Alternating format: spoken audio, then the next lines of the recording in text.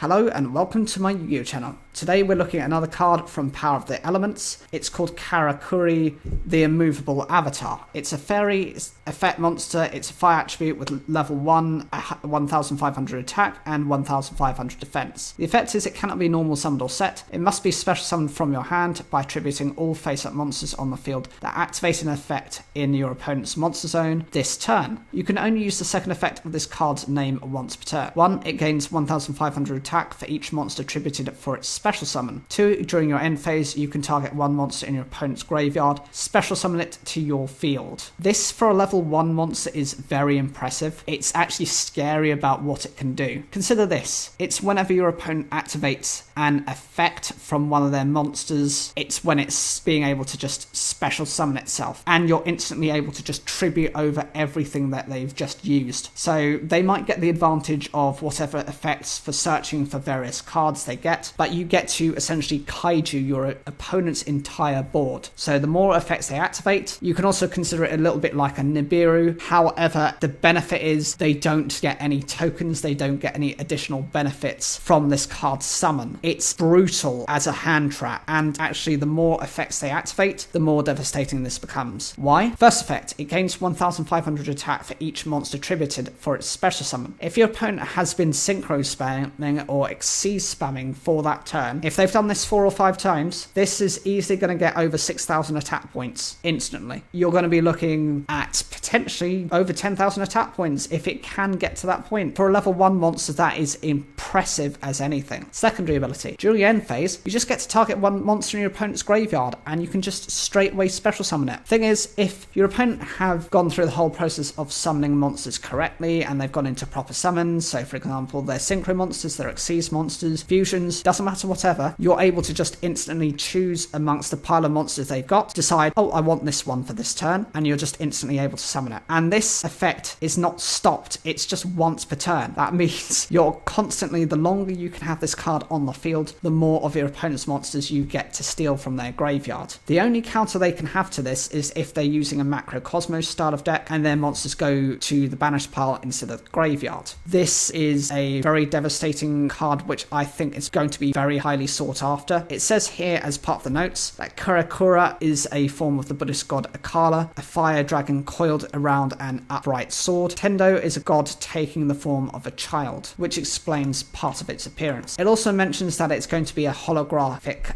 rare, so in that respect it is going to be something like a secret rare, an ultra rare, or even higher rarities. Don't expect for many of these cards to be around, and expect for this to be a 200 plus pounds card. If you're going to get it, I hope the best of luck to you, but unlikely you're going to have to try and pull it rather than go for the secondary market. What do you guys think of this card? Personally, I love it. The design is fantastic and it's definitely a devastating anti-meta style of card. Whether you're going to run it, I'd love to hear in the comments down below. I'd love you to also watch another of the videos that's actually in the end screen. This is going to be discussing some new cards which have also been introduced from Power of the Elements.